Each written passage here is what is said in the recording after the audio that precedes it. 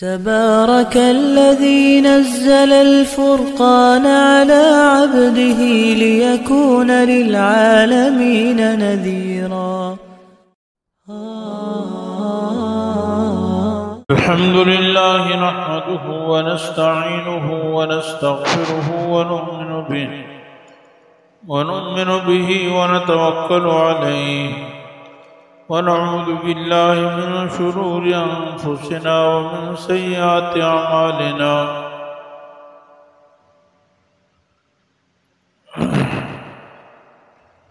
من يهده الله فلا مضل له ومن يضلله فلا هادي له ونشهد أن لا إله إلا الله وحده لا شريك له ونشهد أن سيدنا ومولانا محمدا عبده ورسوله أرسله إلى كافة للناس بشيرا ونذيرا وداعيا إلى الله بإذنه وسراجا منيرا.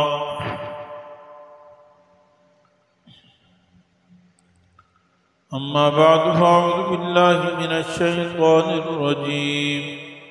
بسم الله الرحمن الرحيم.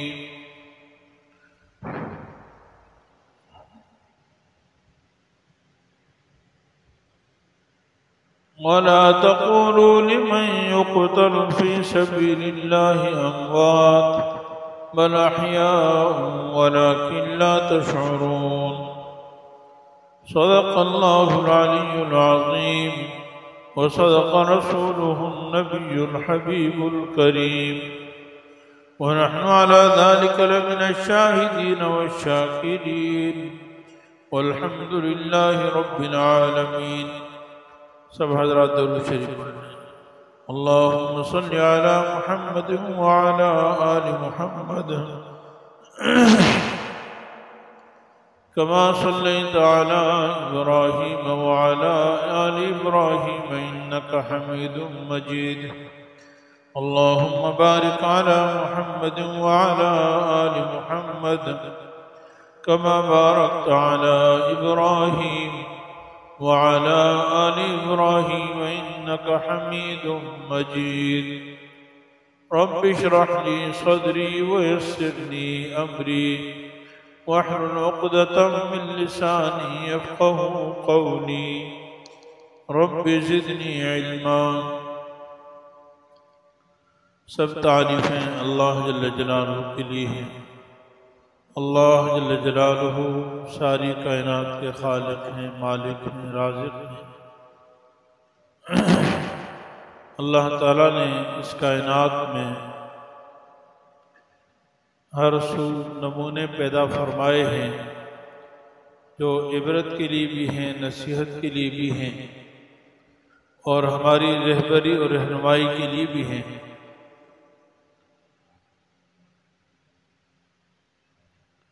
محرم الحرام کا مہینہ ہے اور اس مہینے میں دو عظیم الشان صحابہ کرام کی شہادت کا المناک واقعہ ہے. 26 ذوالحجہ کو خلیفہ ثانی سیدنا عمر فاروق رضی اللہ تعالیٰ عنہ زخمی ہوئے اور یکم محرم الحرام کو انہوں نے شہادت نوش فرمائی. اور دوسرا بڑا سانحہ اور بہت بڑا واقعہ سیدنا امام حسین ابن علی رضی اللہ تعالیٰ عنہ کی شہادت کا واقعہ ہے. سن 61 ہجری 10 محرم الحرام کو ان کا سانحہ پیش آیا. بہت سارے لوگ یہ سمجھتے ہیں کہ شاید محرم الحرام کو شہادت حسین کی وجہ سے یہ مقام ملا ہے. ایسا نہیں ہے. محرم الحرام کا یا عاشورہ کا روزہ جو رکھا جاتا ہے یہ پہلے سے اسلام میں ہے، بلکہ جب سے اللہ تعالیٰ نے آسمان و زمین پیدا فرمائے تب سے ہے. ہاں یہ کہا جا سکتا ہے کہ سیدنا حسین بن علی رضی اللہ عنہ کی شہادت کو ایک فضیلت یہ بھی حاصل ہے کہ وہ 10 محرم الحرام کو ہوئی ہے، یعنی عاشوراء کے دن ان کی شہادت ہوئی ہے۔ آج سیدنا حسین بن علی رضی اللہ تعالیٰ عنہ کی اسی جو شہادت کا المناک واقعہ ہے، اس سے متعلق چند وضاحتیں کرنی ہیں تاکہ مسلمانوں میں غلط فہمی نہ ہو۔ سیدنا حسین بن علی رضی اللہ تعالیٰ عنہ کا واقعہ المناک، دردناک، انتہائی مظلومانہ ہے۔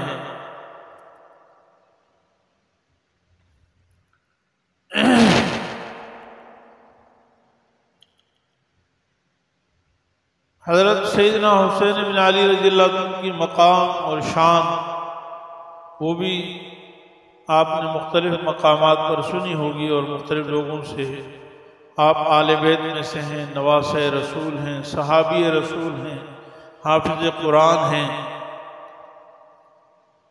اور جنت کے جوانوں کے سردار ہیں۔ جنت کے جوانوں کے سردار، ایک ہوتا ہے جنت میں جانا، ایک ہے جنت۔ الحسن والحسین سیدہ شباب اہل الجنہ، حضور صلی اللہ علیہ وسلم کے خصوصی چہیتے اور محبوب ہیں۔ جیسے بچوں کو لوگ باپ، دادا، نانا اپنے بچوں سے پیار کرتے ہیں، گود میں پالتے ہیں، پیار کرتے ہیں، محبت کرتے ہیں، کہیں زیادہ جناب رسول اللہ صلی اللہ علیہ وسلم نے اپنے ان دونوں نواسوں سے خوب محبت فرمائی۔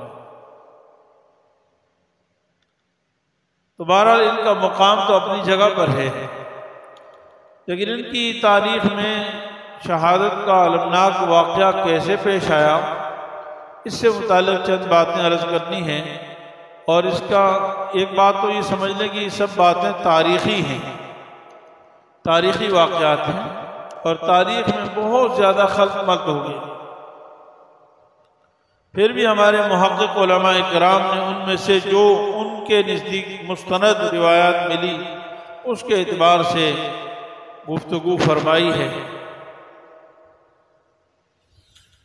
اور یہ سمجھنا اس لیے ضروری ہے چند باتیں کہ کچھ مسلمانوں کو غلط فہمی ہوتی ہے۔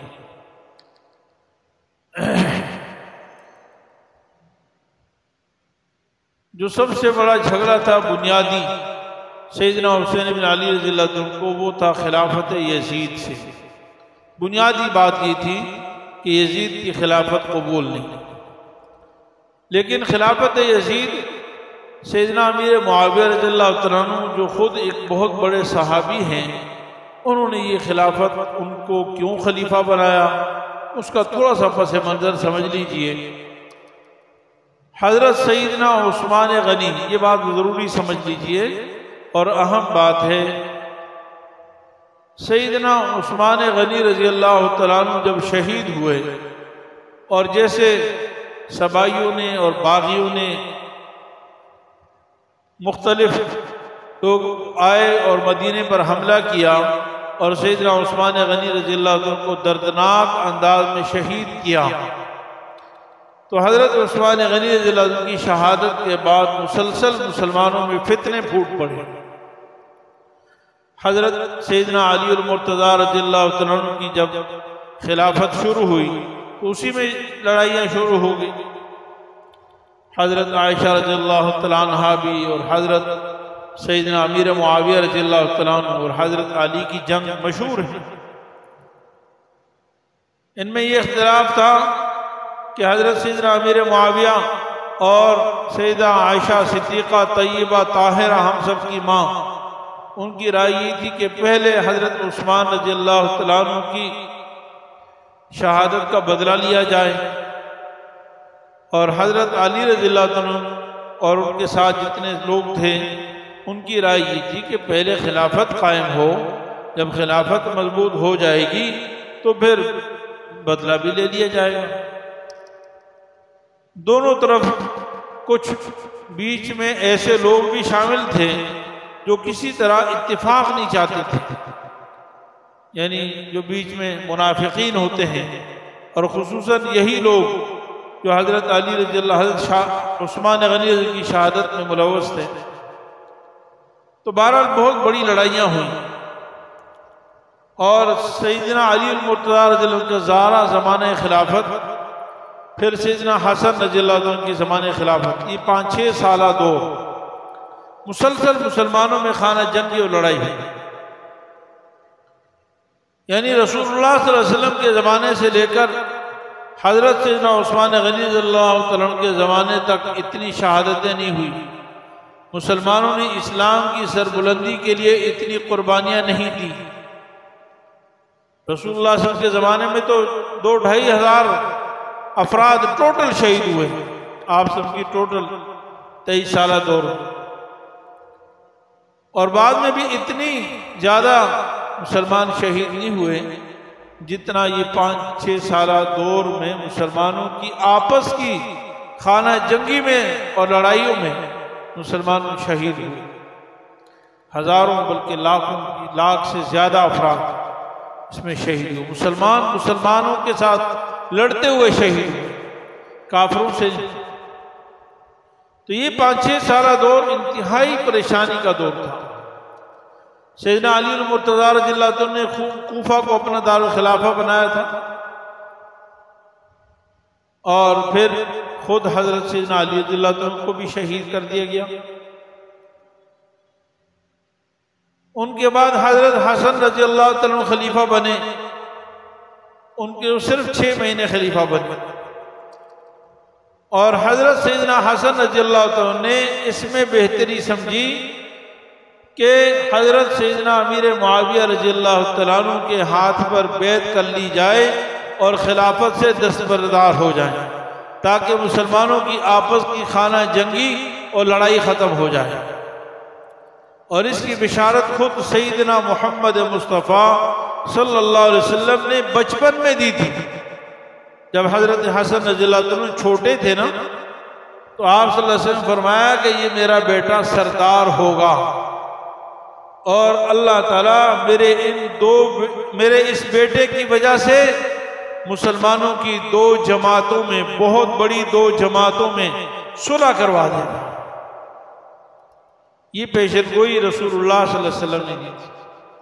تو 5-6 سالہ دور خلافت میں، یعنی 5-6 سالہ دور میں حضرت سیدنا عثمان غنی رضی اللہ عنہ سے لے کر بعد میں مسلسل لڑائیاں اور خانہ جنگی رہی۔ تو حضرت سیدنا حسن رضی اللہ عنہ خود ملک شام کے، اور حضرت امیر معاویہ رضی اللہ عنہ کے ہاتھ پر بیعت فرما لی اور خلافت سے دستبردار ہو گئے۔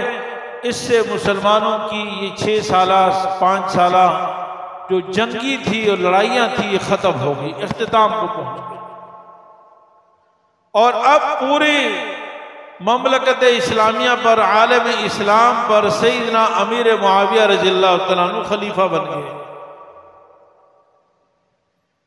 اب جب حضرت سیدنا امیر معاویہ رضی اللہ عنہ خلیفہ بنے تو یہ بڑا پرسکون دور تھا۔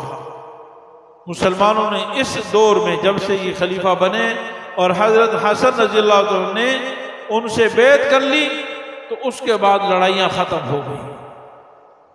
مسلمانوں نے بڑا عدل و انصاف کے ساتھ، سکون کے ساتھ، سکھ کا یعنی سانس لیا، چین کا سانس، اور بڑا اچھا دور تھا۔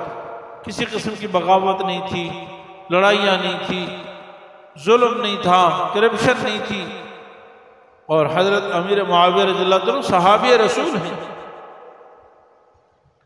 چنانچہ 10 سالہ خلافت کے بعد، یعنی حضرت امیر معاویہ رضی اللہ عنہ کا جو دور خلافت 10 سال گزر گئے، اور پورے عالم اسلام میں مکمل سکون تھا، کہیں لڑائی جھگڑا نہیں تھا۔ تو حضرت امیر معاویہ رضی اللہ عنہ کے پاس ایک بہت بڑے صحابی حضرت سیدنا مغیرہ بن شعبہ، بہت بڑے صحابی ہیں اور بڑے تجربہ کار، ماہر، رسول اللہ صلی اللہ علیہ وسلم کی زندگی میں آپ کے ساتھ رہنے والے، یعنی بڑے سیاستدان صحابی تھے، اور انہوں نے بالکل بغیر کسی لالچ کے مسلمانوں کی خیرخواہی اور عالم اسلام کی خیرخواہی سمجھتے ہوئے سیدنا امیر معاویہ رضی اللہ عنہ سے یہ کہا کہ آپ اپنے بعد کے لیے ابھی سے کسی کو خلیفہ مقرر کر لیں، اور یہ اس لیے کہ انہوں نے 5-6 سالہ دور مسلمانوں کی لڑائی کا دیکھا تھا، اور وہ دور بھی بڑے بڑے صحابہ کا دور تھا حضرت عثمان رضی کے بعد، اور جتنا دور چلتا گیا صحابہ کم ہوتے گئے، کہا دیکھیں صحابہ بھی کم ہو رہے ہیں، مسلمانوں میں دینی جو جذبہ تھا وہ اتنا اب وہ نہیں رہا جو صحابہ کا تھا، اس لیے آپ ایسا کریں کہ اپنے بعد کے لیے خلیفہ مقرر کر لیں ابھی سے، تاکہ آپ کے جانے کے بعد مسلمان دوبارہ آپس میں لڑے نہیں خلافت کے معاملے میں خاص طور پر، اور دوبارہ مسلمانوں میں خانہ جنگی شروع نہ ہو، اس لیے کہ اگر دوبارہ شروع ہوگی تو یہ عالم اسلام کو بہت کمزور کر دے گی، بلکہ عالم اسلام کا خاتمہ نہ ہو جائے۔ حضرت سیدنا امیر معاویہ رضی اللہ عنہ پہلے اسرائیل کے لیے تیار نہیں تھے، لیکن انہوں نے بڑا زور لگایا اور دلائل سے سمجھایا کہ آپ خلیفہ بنائیں۔ چنانچہ سیدنا امیر معاویہ رضی اللہ عنہ بغیر کسی وجہ کے، یعنی بغیر کسی لالچ کے اور سراسر عالم اسلام کی خیرخواہی کے جذبے سے، حضرت امیر معاویہ کی نیت پر ذرہ بھر شک نہیں کیا جا سکتا، اور اگر میں اور آپ شک کریں گے تو ایمان سے نکل جائیں گے۔ صحابی رسول ہیں، قرآن نے ان کے فضائل بیان فرمائے ہیں، اور بلا شبہ بہت بڑے عادل حکمران اور بادشاہ تھے۔ تو حضرت امیر معاویہ رضی اللہ عنہ نے حضرت سیدنا مغیرہ بن شعبہ رضی اللہ عنہ کی رائے پر عمل کیا، اور دیگر لوگوں سے بھی، بڑے نیک لوگوں سے مشورے کیے، اور یہ طے پایا کہ مجھے اپنا خلیفہ بنا دینا چاہیے۔ چنانچہ انہوں نے اپنا خلیفہ بنایا۔ پھر اس بات میں بھی مشاورت ہوئی کہ خلیفہ کس کو بنایا جائے، تو اس بارے میں بھی مشاورت کے بعد یہ طے ہوا کہ یزید کو خلیفہ بنانا زیادہ بہتر ہے، اس لیے کہ خاندانی قومی اعتبار سے حضرت امیر معاویہ، ان کے والد حضرت سیدنا ابو سفیان رضی اللہ تعالیٰ عنہ، یہ ہمیشہ سے سردار رہے ہیں، طاقتور قبیلے رہے، تو یہی مناسب سمجھا کہ طاقتور آدمی کو خلیفہ بنایا جائے، تاکہ وہ بعد میں اتنے بڑے عالم اسلام 64 لاکھ مربع میل سے زیادہ پر حکومت کو مکمل کنٹرول کر سکے۔ اور اس وقت یزید کا کوئی فسق و فجور وغیرہ لوگوں میں ظاہر نہیں تھا، ظاہری اعتبار سے بہت نمازی پرہیزگار آدمی تھا، اور حضرت امیر معاویہ نے اسی کو بہتر سمجھا اور ان کو خلیفہ نامزد کر دیا۔ چنانچہ حضرت امیر معاویہ رضی اللہ عنہ نے پورے عالم اسلام میں یزید کو ولی عہد مقرر کرنے کے لیے بیعت دی، یعنی ابھی حضرت امیر معاویہ کا دور خلافت ہے، 10 سال گزرے ہیں، بیعت لی، اور پورے عالم اسلام نے ان کے لیے بیعت کر لی، یعنی جانشین مقرر کرنے پر سب تیار ہو گئے، پورے عالم اسلام میں کس پر کوئی اختلاف نہیں تھا۔ اور یہ 10 سال تک ولی عہد رہا حضرت امیر معاویہ کی خلافت، کیونکہ حضرت امیر معاویہ کی خلافت 20 سال تھی، تو 10 سال بعد ان کے لیے یعنی خلافت کی بیعت لے لی تھی ولی عہد ہونے کی، کہ ان کے بعد یہ جانشین ہوں۔ جیسے ابھی بھی سعودیہ میں یہ طریقہ کار ہے نا کہ پہلے ہی کسی کو ولی عہد مقرر کر دیا جاتا ہے، ایک بادشاہ ہوتا ہے، دوسرا اس کا ولی عہد ہوتا ہے، پھر اس کے بادشاہ کے فوت ہونے کے بعد فوراً ولی عہد اس کی جگہ سنبھال لیتے ہیں۔ تو بہرحال اس طرح صرف 5 افراد نے مخالفت کی، اور بڑے صحابہ تھے، وہ صحابہ تھے، بڑے لوگ تھے جنہوں نے مخالفت کی۔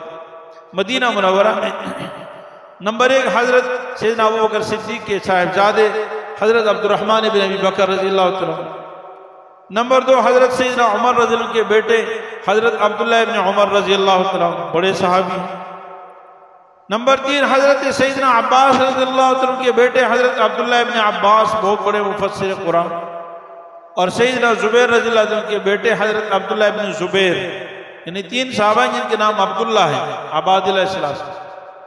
نمبر 5 سیدنا حسین ابن علی رضی اللہ تعالیٰ عنہ۔ ان 5 حضرات نے مخالفت کی، اور مخالفت کی بنیاد زیادہ تر یہی تھی کہ دیکھو باپ کے بعد بیٹا خلیفہ بنے، یہ تو کیسر و کسریٰ کی رسم چل پڑے گی اور یہ ایک وراثت کی طرح بن جائے گا، ایسا نہیں ہونا چاہیے۔ اور پھر ہم سے پہلے آج تک جتنے خلیفہ بنے ہیں، حضرت علی بنے، حضرت عمر، عثمان، حضرت عمر، حضرت ابوبکر، ان حضرات میں سے کسی نے بھی اپنے بیٹے کو خلیفہ نہیں بنایا۔ جب انہوں نے نہیں بنایا تو سیدنا امیر معاویہ رضی اللہ عنہ کو بھی اپنا بیٹے کو خلیفہ نہیں بنانا چاہیے، یہ مخالفت کی بنیاد تھی۔ لیکن 10 سال یہ اختلاف کرتے رہے۔ حضرت امیر معاویہ رضی اللہ عنہ بڑے صحابی تھے، انہوں نے ان سے کسی قسم کی لڑائی جھگڑا کوئی زبردستی نہیں کی کہ تم میرے بیٹے کے لیے کیوں بیعت نہیں کر رہے ہو اور کیوں مخالفت کر رہے ہو۔ کئی دفعہ ملاقاتیں بھی ہوئی، باتیں بھی ہوئی، ملاقاتیں بھی ہوئی، گفتگو بھی ہوئی، مدینہ منورہ بھی آئے حضرت علی امیر معاویہ رضی اللہ عنہ، لیکن لڑائی جھگڑا کوئی ناراضگی نہیں، کوئی اس پر تشدد نہیں کیا گیا۔ بہرحال 10 سال مزید گزر گئے اور سیدنا امیر معاویہ رضی اللہ عنہ دنیا سے رخصت ہو گئے، چونکہ یزید کے لیے تو پہلے سے خلافت کی بیعت لے لی گئی تھی، لہذا وہ ان کی جگہ خلیفہ بن گئے اور پورے عالم اسلام اس پر متفق تھا۔ یہ جو 5 حضرات تھے صحابہ اکرام، ان میں سے عبد الرحمن ابن ابی بکر، حضرت ابو بکر کے بیٹے، وہ تو فوت ہو چکے، اس دور پہلے سے فوت ہو گئے۔ 4 حضرات رہ گئے، حضرت عبداللہ ابن عمر، عبداللہ ابن عباس، عبداللہ ابن زبیر اور حضرت سیدنا حسین ابن علی رضی اللہ عنہ۔ ان 4 حضرات میں جب یزید خلیفہ بن گیا اور حضرت سیدنا امیر معاویہ رضی اللہ عنہ دنیا سے رخصت ہو گئے، تو ان 4 حضرات میں بھی 2 حضرات اپنے بات سے پیچھے ہٹ گئے، اور وہ بڑے بڑے صحابہ، حضرت عبداللہ ابن عباس رضی اللہ عنہ جو حضرت حسین کے نانا کے درجے میں ہیں، کیونکہ رسول اللہ صلی اللہ علیہ وسلم کے چچا زاد بھائی ہیں اور بہت بڑے صحابی ہیں، مفسر قرآن ہیں۔ اور دوسرے نمبر پر حضرت عبداللہ ابن عمر جو سیدنا عمر فاروق رضی اللہ عنہ کے صاحبزادے ہیں۔ یہ دونوں حضرات اپنے بات سے دستبردار ہو گئے اور یزید کے ہاتھ پر بیعت کرنے کے لیے تیار ہو گئے،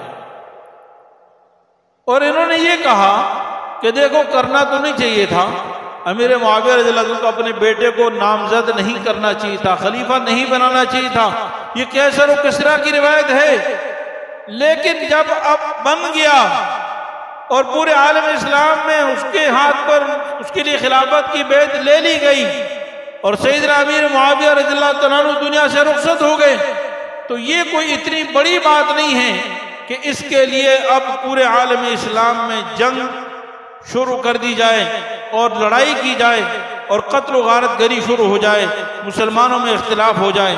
اس لیے انہوں نے کہا کہ نہیں، اب بس ہو گیا، خلیفہ بن گیا تو اس کو بننے دیں۔ صرف 2 حضرات رہ گئے، ایک حضرت عبداللہ ابن زبیر رضی اللہ عنہ اور سیدنا حسین ابن علی رضی اللہ عنہ۔ انہوں نے کہا کہ نہیں، ہم تو نہیں مانیں اور یہ خلافت درست نہیں ہے، یزید کو خلیفہ نہیں ہونا چاہیے، لہذا ہم اس کی اختلاف کرتے ہیں۔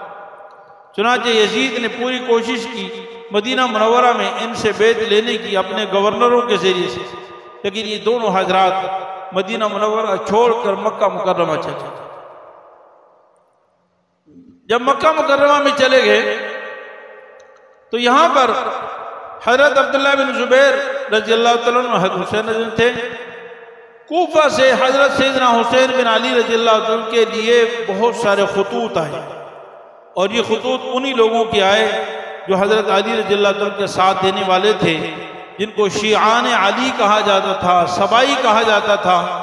انہوں نے کہا کہ آپ کوفہ آ جائیں، شام، عراق، یہ کوفہ اور بغداد، یہ سب لوگ آپ کے ہاتھ پر بیعت کر لیں گے اور یہاں آپ کی خلافت قائم ہو جائے گی، کیونکہ وہاں پر مکہ مکرمہ وغیرہ میں کوئی خاص خلافت قائم نہیں ہوئی۔ تو حضرت حسین رضی اللہ عنہ کو بے شمار خطوط آئے،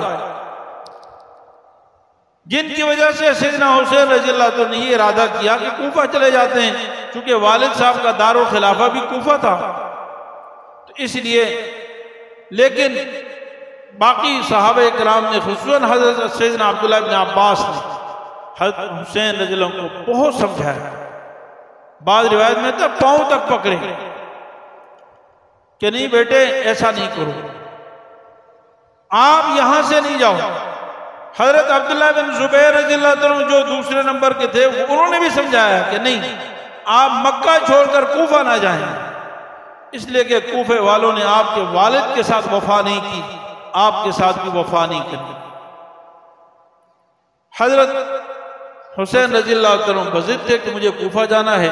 بہرحال انہوں نے حالات کی معلومات کے لیے سیدنا مسلم بن عقیل رضی اللہ عنہ کو کوفہ بھیجا کہ تم اپنے چچا زاد بھائی کہ تم جاؤ پہلے کوفہ میں معلومات کرو، حالات کا پتہ کرو. چنانچہ وہ گئے، حالات پتہ کیے. شروع میں مسلم بن عقیل کے ہاتھ پر ہزاروں لوگوں نے بیعت کی حضرت حسین رضی اللہ عنہ کے لیے. حالات بہت اچھے تھے. اور اس زمانے میں کوفے کا گورنر نعمان ابن بشیر صحابی رسول تھے رضی اللہ عنہ، نرم گوشہ تھے، صحابی تھے. ان کے بارے میں جب پتہ چلا کہ مکہ کوفہ میں حضرت حسین رضی اللہ عنہ کے لیے بیعت لی جا رہی ہے تو وہاں کچھ لوگوں نے یزید تک خبر پہنچائی کہ کوفہ میں تو آپ کے خلاف بغاوت ہو رہی ہے. اور حضرت نعمان ابن بشیر رضی اللہ عنہ نرم گورنر ہیں، وہ تو اس پر کوئی قابو نہیں پا رہے ہیں. چنانچہ یزید نے حضرت نعمان ابن بشیر کو معزول کر دیا اور عبید اللہ بن زیاد کو وہاں کا گورنر بنا دیا. یہ بڑا ظالم آدمی تھا، کو گورنر بنا دیا. عبید اللہ بن زیاد نے اس دوران آ کر بڑی سختی کی، بڑی تفصیلی واقعات، جب وقت ختم ہو گیا ہے تو انہوں نے بڑی سختی کی اور کہا کہ کوئی اگر حسین بن علی کا نام لے گا یا یزید کے خلاف کسی قسم کی حکومت کے خلاف کوئی بغاوت کرے گا تو اس کا سر قلم کر دیا جائے گا. جو پکڑے جاتے جس کے بارے میں شبہ ہوتا ان کو مارا جاتا، پٹائی ہوتی. سب دستبردار ہو گئے. مسلم بن عقیل رضی اللہ اکیلے رہ گئے. انہوں نے ہانی بن عروہ کوئی شخص تھا، ان کے گھر میں پناہ لی چند دن. بہرحال پھر بعد میں جاسوسوں کے ذریعے سے ان کا بھی پتہ چل گیا اور بالآخر سیدنا مسلم بن عقیل رضی اللہ عنہ کو بھی شہید کر دیا گیا. لیکن حضرت سیدنا حسین رضی اللہ عنہ کو اس کا پتہ نہیں چلا کہ میرے چچا زاد بھائی کو شہید کر دیا. ان کا پہلا جو پیغام آیا تھا کہ وہاں پر حالات بہت اچھے ہیں، اس وجہ سے حضرت حسین روانہ ہو گئے. یہاں پر حضرت عبداللہ بن عباس اور عبداللہ بن زبیر وغیرہ صحابہ نے سمجھایا کہ اگر آپ جانا بھی چاہتے ہیں تو اکیلے چلے جائیں، بچوں کو نہ لے جائیں. لیکن حضرت حسین نے فرمایا نہیں، میں بچوں کو لے کے جاؤں. بہرحال جب مکہ مکرمہ سے روانہ ہوئے راستے میں پتہ چل گیا کہ جی وہاں حالات تو بہت خراب ہیں کوفہ، اور حضرت مسلم بن عقیل کو بھی شہید کر دیا گیا ہے. حالات بہت خراب ہیں، ساتھ دینے کے لیے کوئی تیار نہیں ہے. چنانچہ حضرت سیدنا حسین رضی اللہ عنہ نے پھر واپسی کا ارادہ کر لیا کہ واپس جاتا ہے کیونکہ حالات صحیح تھے. لیکن اس دوران حضرت مسلم بن عقیل رضی اللہ عنہ کی اولاد جو ان کے چچا زاد بھائی تھے وہ کھڑے ہو گئے کیونکہ ان کے ساتھ تھے.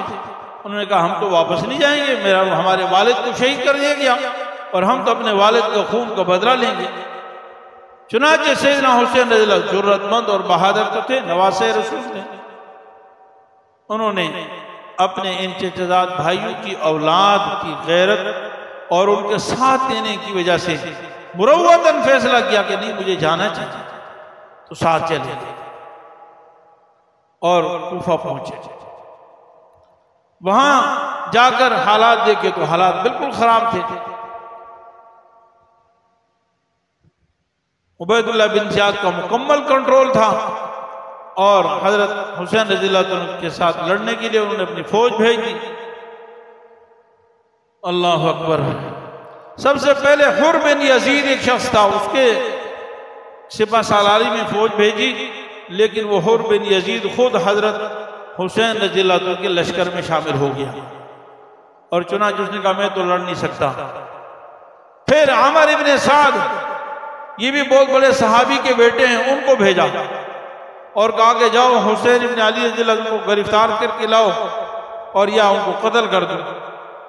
عمر بن سعد آئے لیکن وہ بھی نرمی سے کام لیتے رہے اور لڑائی نہیں کی۔ چنانچہ عبید اللہ بن زیاد کو جب پتہ چلا کہ یہ بھی نرمی سے کام لینے تو ان کو بھی معذور کر دیا، اور پھر ایک بہت بڑے ظالم شخص کو بھیجا جن کا نام تھا شمر کو بھیجا اور کہا کہ حضرت حسین رضی اللہ عنہ کو گرفتار کر کے لاؤ۔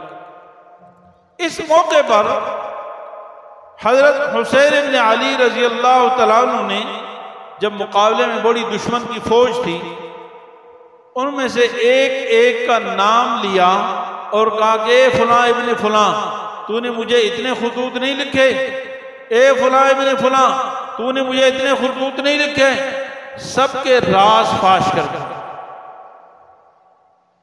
لوگ کہتے ہیں کہ یہ حضرت سیدنا حسین رضی اللہ عنہ کی سادگی تھی۔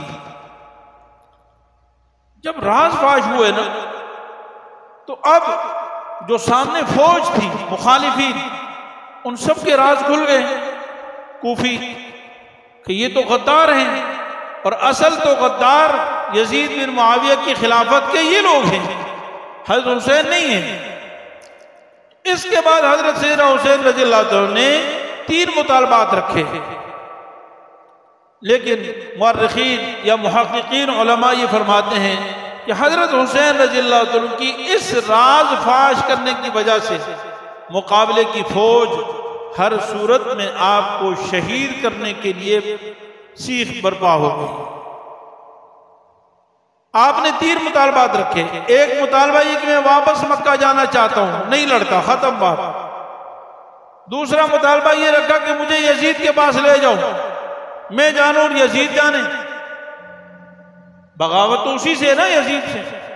اور تیسرا مطالبہ یہ رکھا کہ مجھے اسلامی سرحدات پہ جانے دو، میں وہاں فوجی بن کر دین کے لیے لڑتا رہوں گا اور وہاں شہید ہوں گا۔ لیکن انہوں نے تینوں مطالبات نہیں مانے۔ اس کی وجہ یہ بتاتے ہیں لوگ کہ اس وقت اس فوج نے آپ کے تینوں مطالبات اس لیے نہیں مانے تھے کہ ان کے یہ خود ڈر گئے کہ اگر سیدنا حسین رضی اللہ تعالیٰ عنہ کسی طرح زندہ بچ جاتے ہیں، یزید کے پاس چلے جائیں، واپس مکہ چلے جائیں، یا اسلامی سرحد پر چلے جائیں، راز تو ہمارے فاش ہو گئے نا، تو ہماری خیر نہیں ہے، ہمیں قتل کر دیا جائے گا۔ اس لیے علماء فرماتے ہیں کہ اس فوج نے پھر حضرت حسین رضی اللہ عنہ کو اپنی جان بچانے کے لیے قتل کیا، اور یہی وجہ ہے کہ ان کو شہید کرنے کے بعد ان کے خیموں کو آگ لگائی۔ خیموں کو آگ لگانے کی وجہ بھی یہی تھی کہ تاکہ کوئی کسی قسم کی دستاویز، حضرت حسین رضی اللہ عنہ بوروں میں بھر کر ان کے خط لے کے آئے تھے، کوئی دستاویز، کوئی کاغذ لکھا ہوا باقی نہ رہے، ثبوت باقی نہ رہے۔ بہرحال تاریخ کا بڑا المناک واقعہ ہے، بڑا آگے تفصیل ہے۔ اللہ تعالیٰ ہمارے ان اکابر کو، صحابہ کرام کو، اہل بیت کو، سیدنا حسین رضی اللہ عنہ جنت میں اعلیٰ مقام تو ویسے ملنا ہے، اللہ ان کی شہادتوں کو قبول فرمائے، اور اللہ تعالیٰ ان کے دینی جذبات، اسلام کے لیے جذبات، سیاست کے لیے جذبات، خلافت راشدہ کے لیے جو جذبات ہیں، اللہ آج مسلمانوں میں وہ جذبات دوبارہ پیدا فرمائے۔ وآخر دعوانا الحمدللہ رب العالمین۔ مفتی صاحب کے YouTube چینل کو سبسکرائب کیجئے اور ان کے تازہ بیانات کے ذریعے اپنی علمی، اصلاحی اور فکری آبیاری کرتے رہیے۔ جزاکم اللہ۔